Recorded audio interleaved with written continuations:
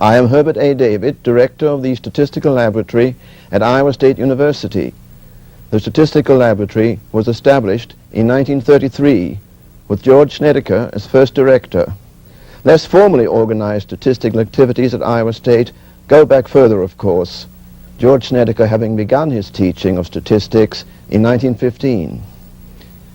W.G. Cochran was a professor of mathematical statistics at Iowa State College from 1939 to 1946. During this period, he played a fundamental role in strengthening the theoretical side of course offerings and research in statistics. All teaching was under the aegis of the mathematics department. The formation of a separate department of statistics had to wait until 1947. Originally educated in Scotland and at Cambridge University, Bill Cochran came to Iowa State from Rothamsted Experimental Station and left here to move on to North Carolina State, Johns Hopkins, and finally to Harvard University, from where he retired in 1976. He was the author or co-author of over 100 papers and 3 well-known textbooks. In fact, at the time of his death in March 1980, he was proofreading the 7th edition of Statistical Methods by Snedeker and Cochran. The other books are Sampling Techniques and, jointly with Gertrude Cox, Experimental Designs. In the early 1960s, he served as the statistical member of the Surgeon General's Advisory Committee responsible for the famous report on smoking and health. He was elected to the presidency of 4 major statistical societies, a sign of the esteem in which his colleagues held him. Throughout his distinguished career, Bill Cochran maintained a lively interest and affection for the Statistical Laboratory. We were able to lure him back here for a 3-week visit in April 1978, during which the following tape was recorded, concentrating on Professor Cochran's early years in the United States.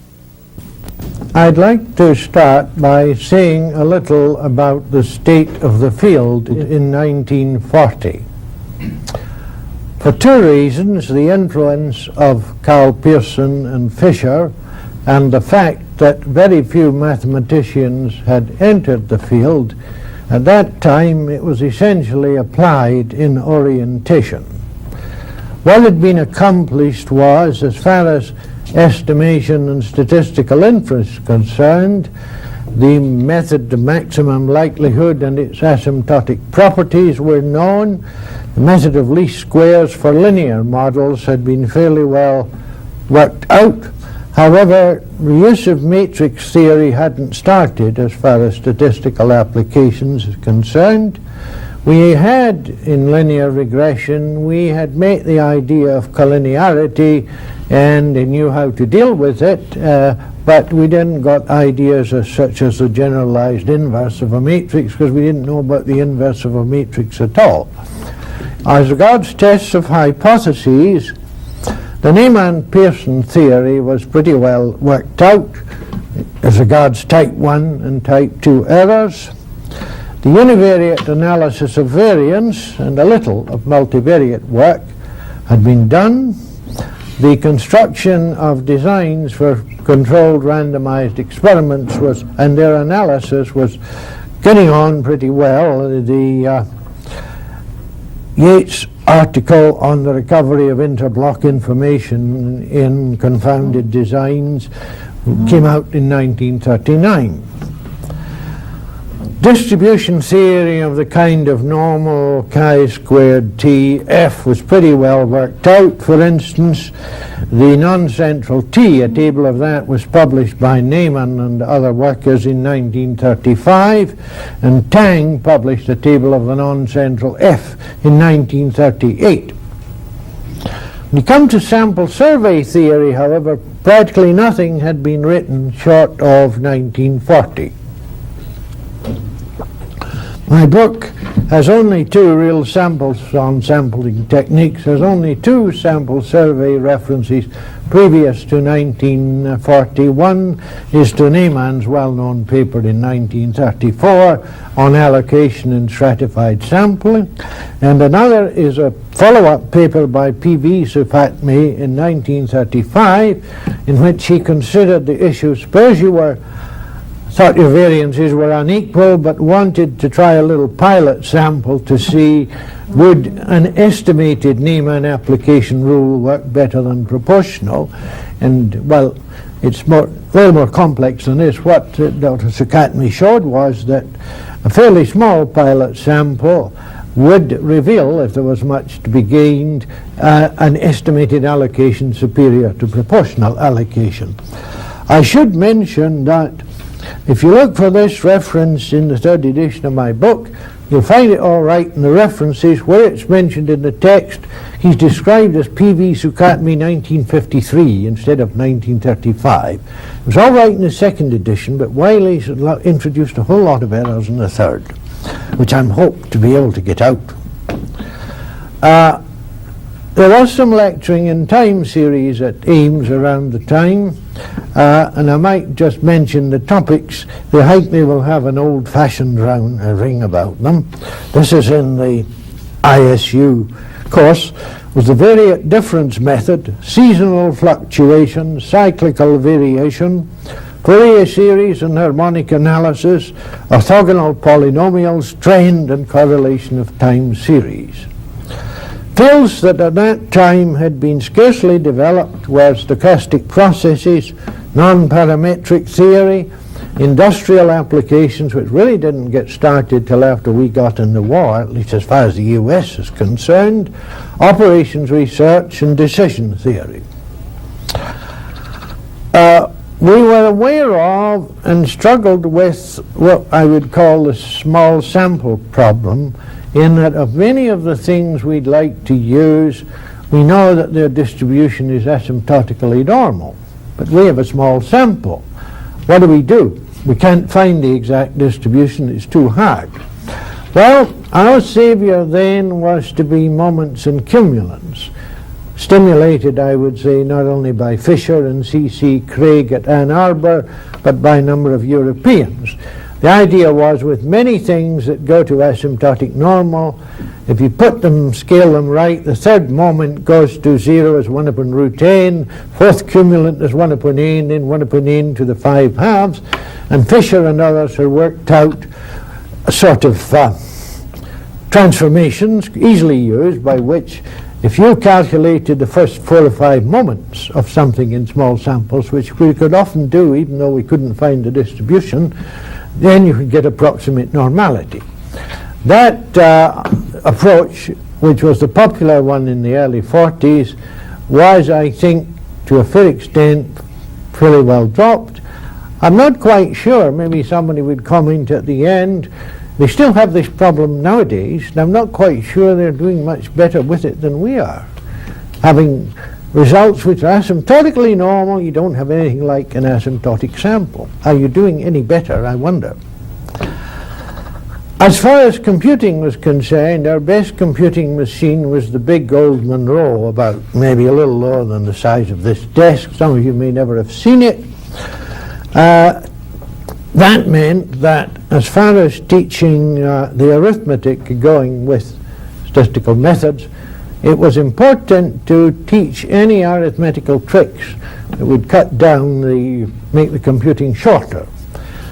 Indeed, I am, as an artist, very shocked to find some of the standard computing methods recommended for programs, while they'll converge on the average on 23 iterations. Anything that wouldn't converge in 3 iterations in the old days was not done.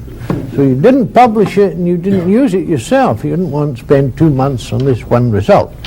Well, that's a result where I love computers with the speed and accuracy, but some certain amount of the artistry we've got to forget about now. It's not needed.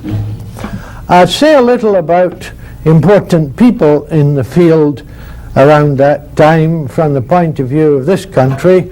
I read the editorial board of the Annals of Math Stat. It got started around 1930. In the period 1938 to 40, the editor was S.S. Wilkes of Princeton, assisted by Alan T. Craig of Iowa City, and Jerry Neyman. I don't know if he had reached Berkeley then. I can't remember just when he went to Berkeley. Then the editorial board was Harry Carver, one of the old men in the field from Michigan, Harold Kramer from Stockholm, Ed Deming from Washington, Georges Darmois from Paris, Ari Fisher from London, Thornton Fry, who was an industrial statistician. I've rather forgotten what company he was with, Harold Hotelling, then at Columbia, the probabilist Richard Demises, who was then at Harvard, E.S. Pearson, K.P.'s son, H.L. Reitz of Iowa City, and Walter Schuhart of the Bell Telephone. To give you a reminder of the pre-inflation days,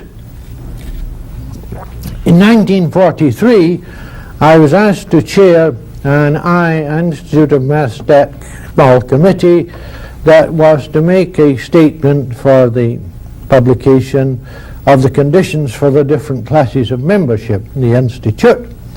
The committee consisted, the other members, Edwards Deming, Paul Dwyer of Michigan, who was then Secretary-Treasurer, and the econometrician Schelling Cookmans. When we got down to business the first night, Paul Dwyer said, "It may save us a little time if I tell you there are actually two conditions for membership in the Institute. First, the candidate must have $5. Second, he or she must be willing to give them to us." Our problem tonight is to write down these conditions in dignified and becoming language. And let me tell you, we did it. You can look and see if you like. I had a look just on the same general theme of the state of the field at the annals for the 5 years 1936 to 40. And I think in a certain sense you could say it reads almost like an applied journal. They were doing theory all right, mostly finding distributions, but they justified the doing the theory because of an application they mentioned for which it was needed. And for instance, Girshick's paper on the distribution of the roots of a well-known determinantal equation came out in 1940. Well, he said this had to be done because it was needed for applications of Hotelling's paper on relations between two sets of areas, where he was finding the linear function of one set and the linear function of the other that had the highest correlation as a measure of sort of the interrelationships between the sets. What was Wald doing? Well, Wald was finding fairly general rules for a region of rejection in a test of significance when the relative importance of type 1 and type 2 errors differs, and you have some idea of the ratio. This is an issue which is definitely applied and comes up again when you begin to think, which multiple comparison method shall I use if it's a matter of making decisions? Unless you pay a lot of attention to type 1 errors, you are apt to end up using the good old LSD of about 1925, least significant difference, paying no attention to the multiple comparisons feature. This is my own opinion. I can take the mat. Wald and Wolfowitz, who would be considered probably the most theoretical people in the business in this country at that time, they were trying to construct a test of the null hypothesis that two independent samples come from the same population, almost without assuming anything more. I guess they assumed they had maybe variables, continuous variables. I was very general, and when I reread the paper, I'm still not clear. It's a very general test. What types of departure is particularly sensitive, I guess. Any single test will be good for some things, maybe a shift in location, maybe a change in variability, and I could not grasp their test in a quick rereading well enough to be sure. But they were doing it to do what a mathematician should do, to generalize results, free from assumptions about particular distributions. Now to come to the staff who were around for the beginning of the Ph.D. program. First of all, there was George Snedeker, who's been around since 1913. Then in 1937, an econometrician, Gerhard Tintner, trained under Oscar Anderson at the University of Vienna, came and had a joint appointment with mathematics of the lab and economics. May remark, as some of you may know, Dr. Tintner now occupies the Oscar chair in Vienna himself. He struck me as a sophisticated, somewhat cynical, and somewhat gloomy in his view of world affairs. Very pleasant person, but a little bit of a loner.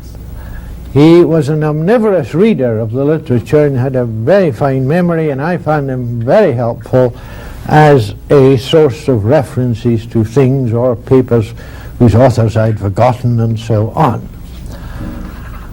His wife, Leontine, was a great favorite with everyone. She was an artist in what I suppose would be called the modern manner.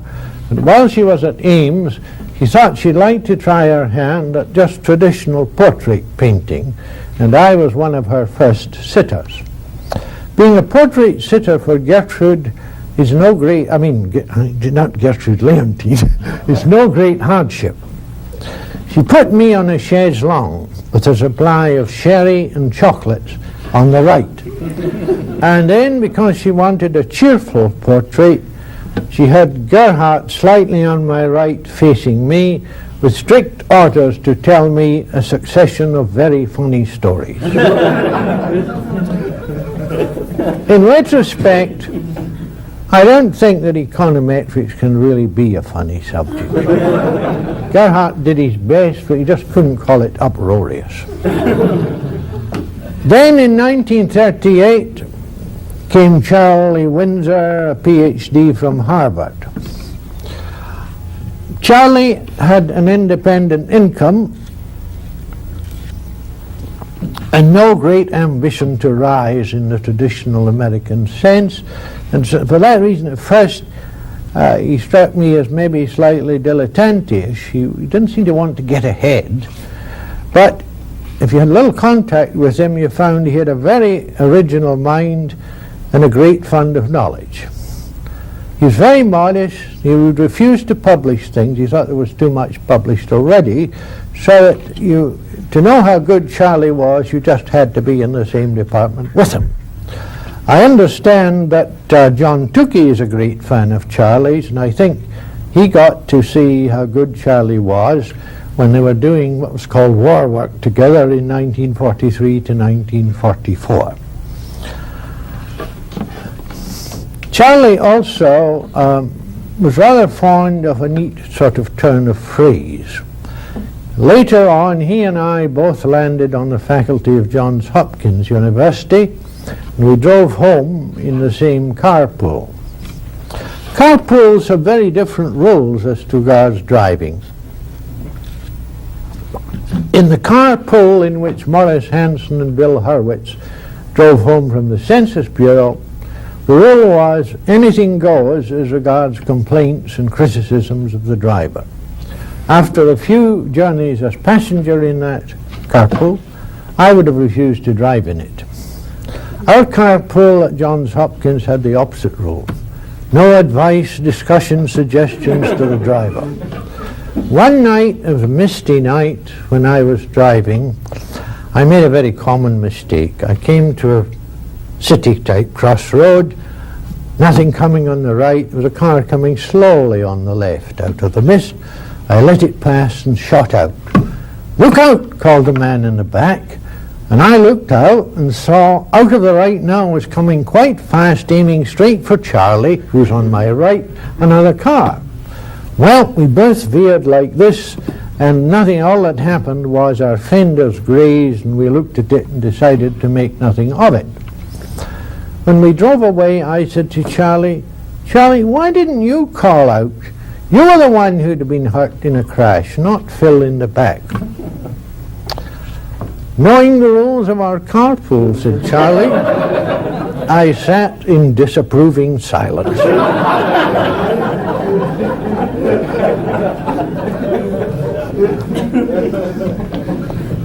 As far as getting, I think, someone more generally in mathematical statistics, Mr. Snedeker offered my boss Frank Yates a job in 1937. Yates turned him down, but suggested he might like to consider me. I've never been sure whether Yates wanted to get rid of me. You don't usually do that with a bright assistant, you know. So George invited me to come for the fall term in 38, so we could both get a look at one another and so on. And after about 2 months after I got back, he wrote offering me the job. Others in the department, there was Fred Brandner, 1922 MS of Chicago. Now, 1922 is, I think, his year of appointment. He had regularly taught a 500 level mathematical statistics course, at least from 1937, and maybe from quite a while earlier. 1937 is the earliest catalogue I got out of here to look at. And so it's not the case that when I came, mathematical statistics started. No, it's been going for years before. Then my memory sort of failed me as exactly what role Gertrude Cox played.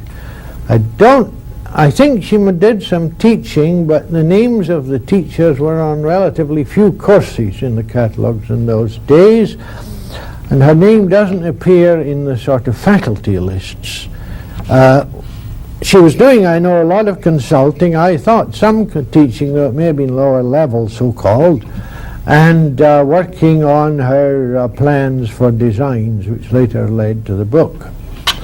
Another man whose role, but sort of official position, I don't remember, who was a very sort of good stimulus to us, was Alva Brandt.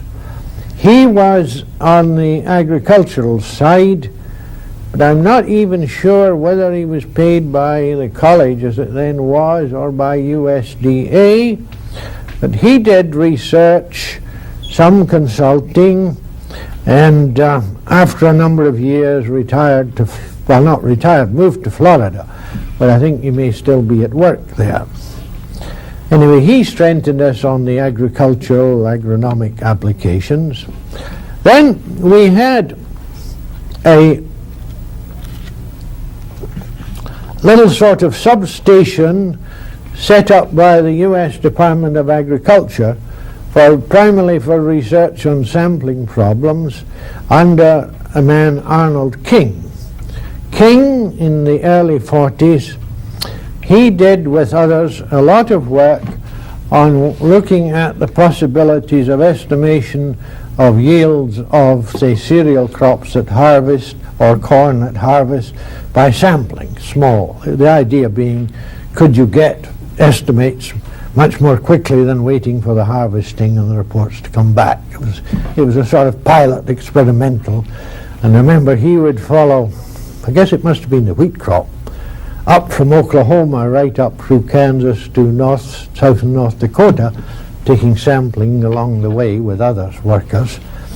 And he also was a good source of, you might say, both research problems and to some extent the funds needed to not so much as income, but funds needed for facilities for research, computing and secretarial help. The people in Washington, in USDA, thought that,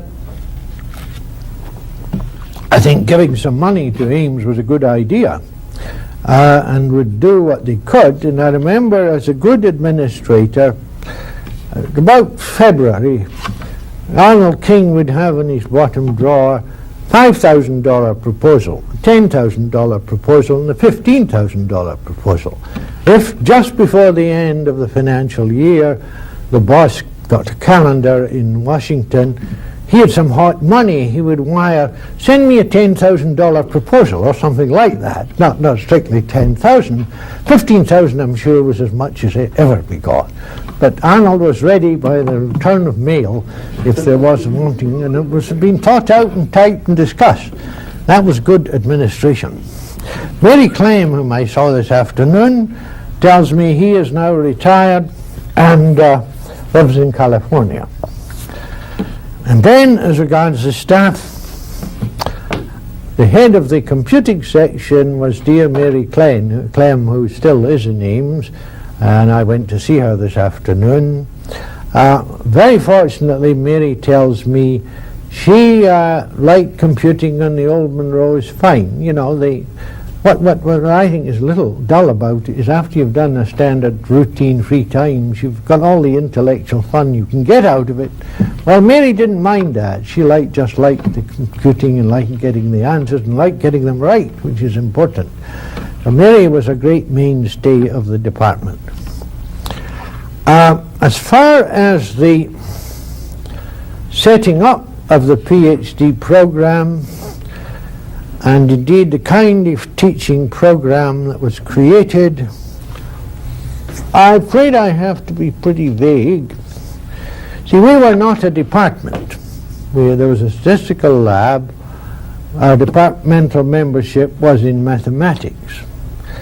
And that meant that George, not being a department head, didn't have to have faculty meetings and take decisions and so on.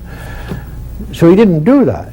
I don't remember any program where George said the agenda this morning is to set up a PhD program, item 1, item 2. That's not the way George did things, nor did we, when we decided to do what would have been sensible to do, advertise it in a brochure in the hope of getting students. You may have this in your files, but if so, I've forgotten it. The whole thing seemed to start fairly casually. I knew it was our plan to start one by making it available, but there was not a lot sort of written down or argued out hard. What we had really in the program, the supporting mathematics, I think would have to say was largely at the advanced calculus level. I don't think there was much, complex variable matrix algebra wasn't taught by math, I believe, till 1944. I don't remember if Lebesgue measure ever got in at all in that sort of species and subspecies till maybe quite a bit later. What we had was,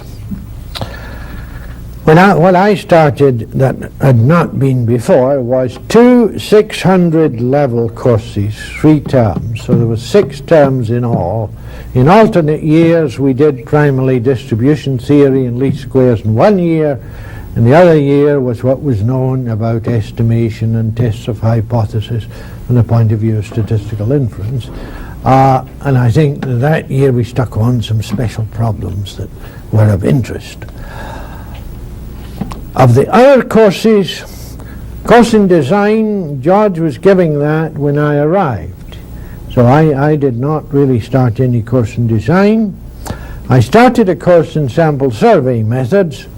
I think it was first taught in 1941 to 2, and thereafter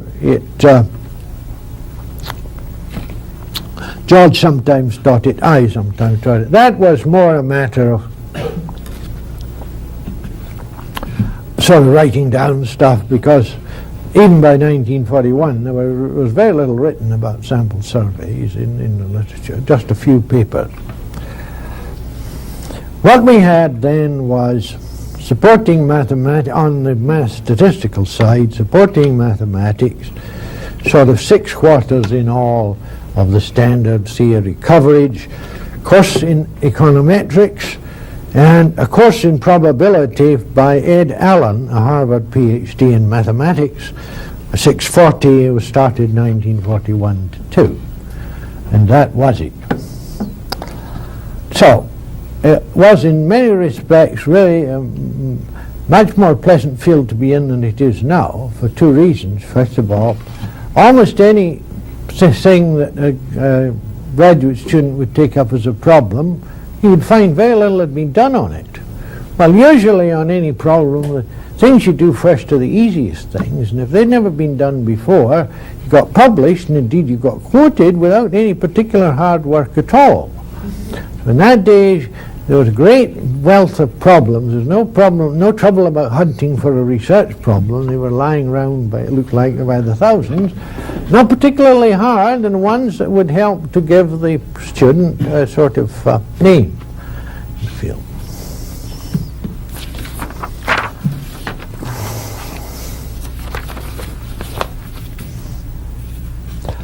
I'd like to say a word or two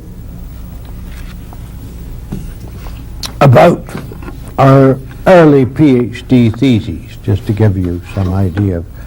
The first PhD in mathematical statistics was Holly Fryer, who's been pretty well all his working life at Kansas State as professor. That was in July 1940, and that was in mathematical statistics, as it says. It was done under Professor Gowan, who was then in the genetics department, and Charlie Windsor. What it was about was the sort of study of the effects of mutation rates in Drosophila under irradiation. He was trying to calculate mutation rates and dosage response curves for 19 loci on the first 3 chromosomes of Drosophila. So his lab side was a matter of gathering the data and trying to make what he could of it as a statistics.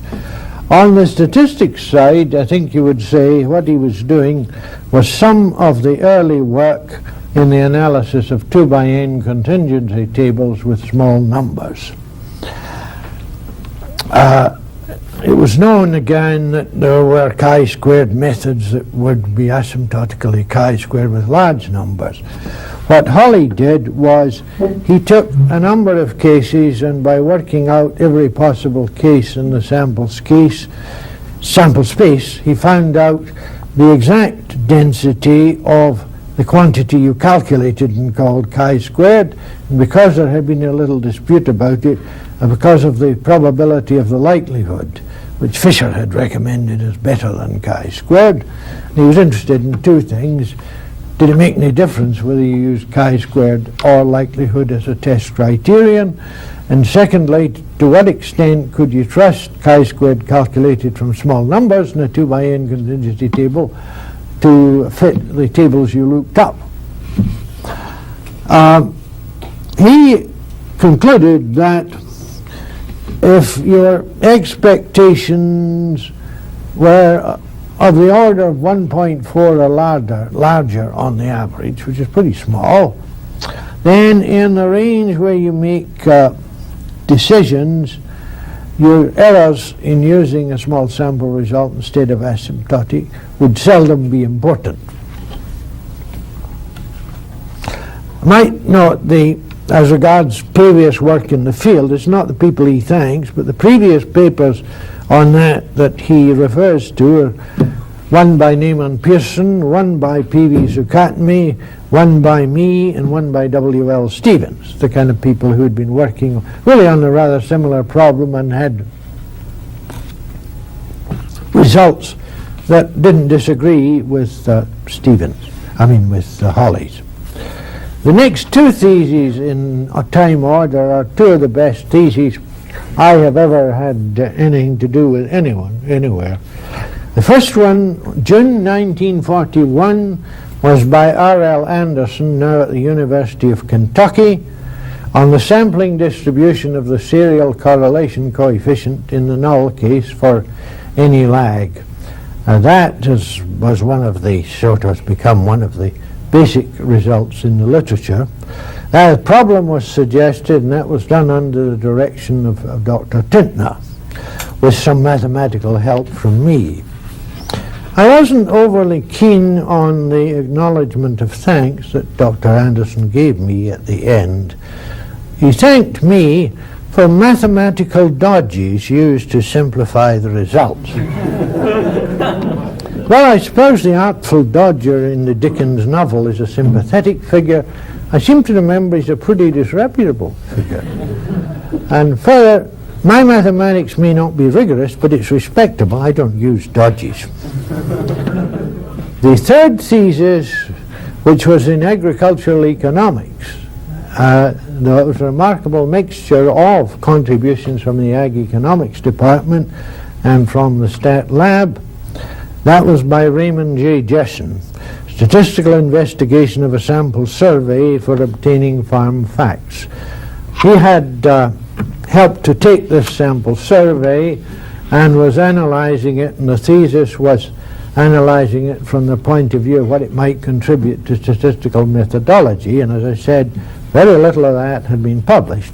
Few of the problems that Jessen considered were methods of estimating state totals from his data, and then considering the optimum size of unit. He was sampling fields and could choose his size of unit, as they do in India, within limits.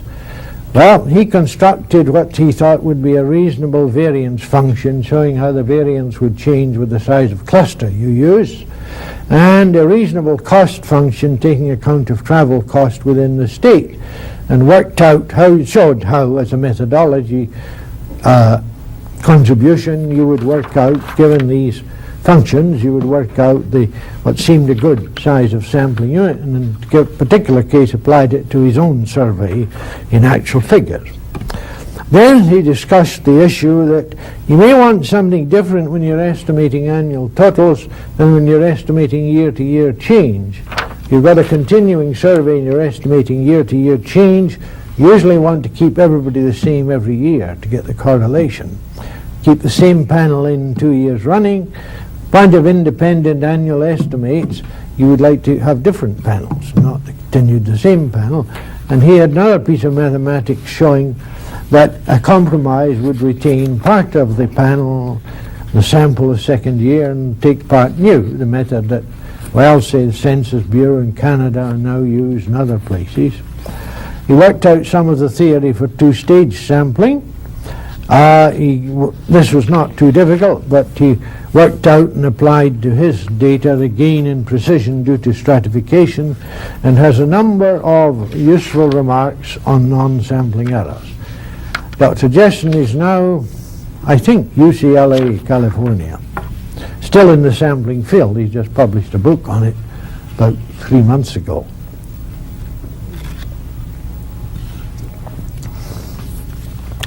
The first thesis was by Jeremy Lee, done under my direction. This was just some incomplete block designs with not 2 to the nth type, with numbers of levels that were different and in some cases bigger than 2. It's common factorials that might get done with combination of levels 2, 3, 4, 5. Like what can you do with a 5 by 4 by 2, which takes blocks of 20. If you wanted a smaller block, what choice is there that's attractive? And in this game, of course, you have to confound some two-factor interactions, but you've only got to confound them partially. What Dr. Lee did was take a number of cases like that, for each work out the best plan, tell you how you estimated the unconfounded parts of the interactions, how you did your analysis of variance and so on, and got a measure of by which you could judge whether reduction in size block seemed to be a good idea. The fifth thesis done under my direction was by Dr. Bancroft. Around this time, tests of significance had begun to be used and used widely for a purpose for which they were not originally intended by their creators.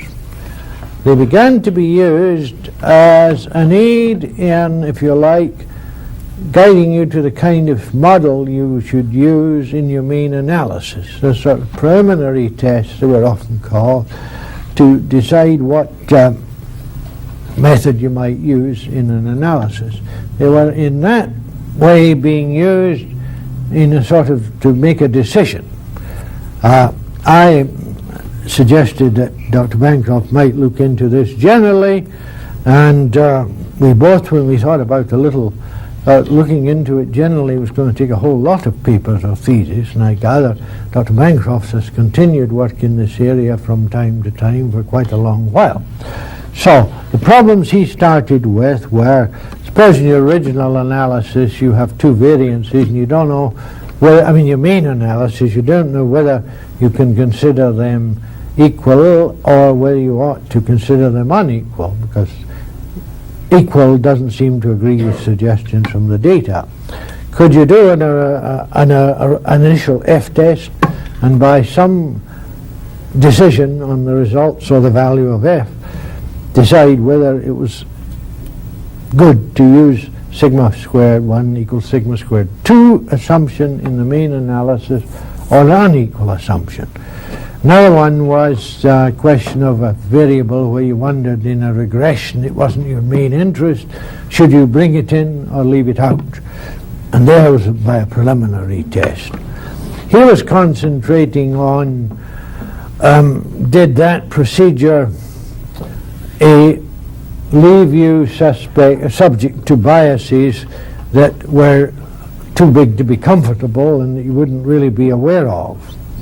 I don't know what Ted would say about his thesis conclusions if he were here.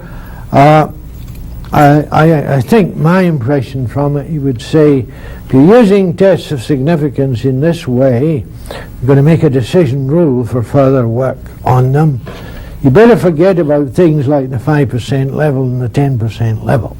Maybe about the significance p's at all, meaning that maybe the decision rule should be actually not the significance value, say, of an F, but the actual value of F. If F was 1, do this. If it's less than 1, do that. And secondly, he concluded that this use of preliminary tests is not always a good idea. It was not by no means a sure helper all the time. And he concluded, thirdly, there was going to be much, and I agreed with him, there was going to be much further work needed before you could appraise this field at all thoroughly, both on more problems and on more thought about the problems.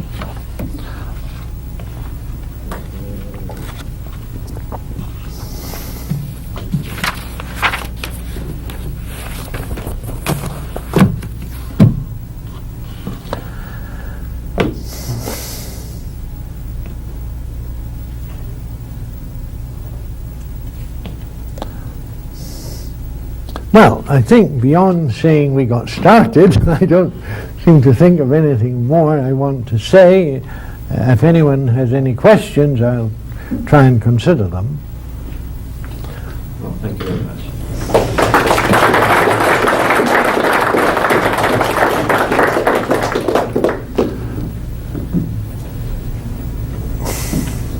Are there any questions for Mr. Cochran after this? Very interesting, at least to us, particularly. Yes, Dr. Cox first. Who were you working with outside the statistics department and consultant? Were there do you remember names of people? Jay Lush, I imagine, was one of them. My names may not coincide with 1940. I would say Lindstrom, Lush, Cannon in dairy husbandry. Some of the students of that kind, Ken Autry, man I worked, USDA man in plant breeding I worked a lot with was George Sprague, very good man. I think he went to Illinois. Who else? You worked quite a lot with Hazel, Yeah, didn't you? I was trying to think of his name, Hazel.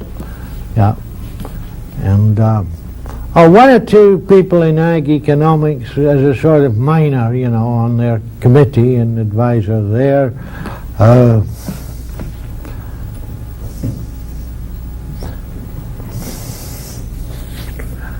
Oscar Brownlee, you may not know, is one of them. I can't remember whether Cliff Hildreth, now at Minnesota, was a student there or was already on the staff.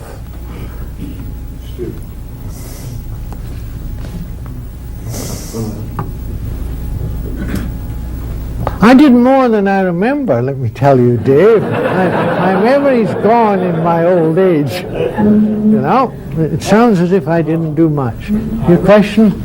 What other institutions in this country did you think at that time were your competitors or co-workers?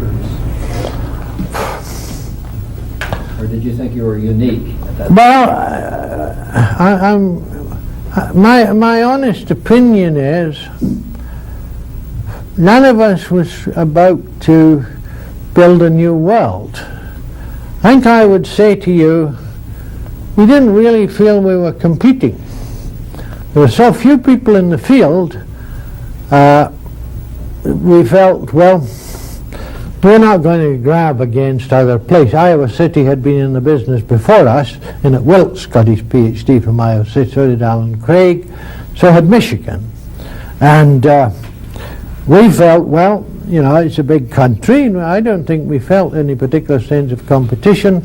And we may have had, because we had a bigger faculty, we may have had, for what it's worth in those days, the sort of best rounded program. You know, the other places tended to be sort of one-man places, you know, and whereas we had, as I said, Snedeker, Windsor, Tintner, myself, and on the research side, Miss Cochran, and so on.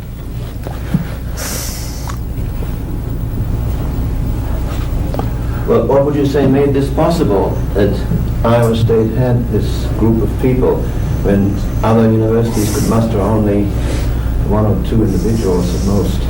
Well, I would say about 95% George. Well, it may have been the way in which George was placed, in that George, as you know, started the first sort of teaching that I have heard of, and others here have written about it, Saturday afternoon little courses with Henry Wallace and George as teachers. Well, he had the interest of Henry Wallace, which helped to get the interest of the Department of Agriculture, but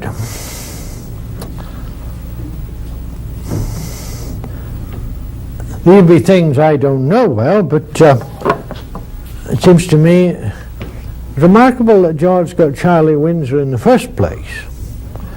And it was fairly remarkable that he offered me, a young man from another country with no teaching experience, a professorship in the second place.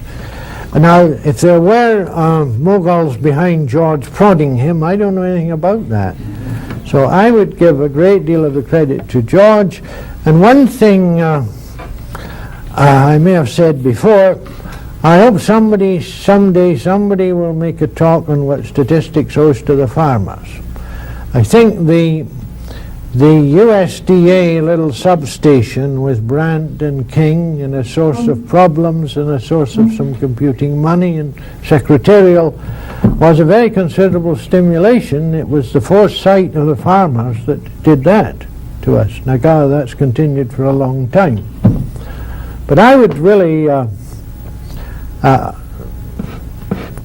without having been behind closed doors, I really attribute this to George. I mean, he was trying to get Yeats in 1937. This is quite a bit earlier. Well, but he was I trying don't. to get Fisher. Well, he may well have been trying to get Yeats when Fisher wouldn't come. You know, Fisher was here. in his quiet way, George was quite an administrator. You know, he didn't go through the fuss, but he delivered the goods, I think. Well, if I may just follow up, since you mentioned Henry Wallace's name, and since this is the Henry Wallace room, I was going to ask you a little more about Wallace's interest and possible influence in the time you were here. Wallace was Secretary of Agriculture from 32 to 40 and Vice President from 40 to 44. And recently we came across something which has been lying around for a long time, which I think may be of some interest. This is a paper of Jersey Neyman's, 1942, which was sent to the Vice President of the United States, who wrote to Dr. Mordecai Ezekiel, Department of Agriculture, "Dear Zeke, The enclosed may perhaps be of some interest to you. Sincerely yours, H.A. Wallace. Enclosure. And then he has a handwritten P.S. You might send this pamphlet on to the biometric boys at Ames. Ah! Well, Henry certainly was taking an interest still.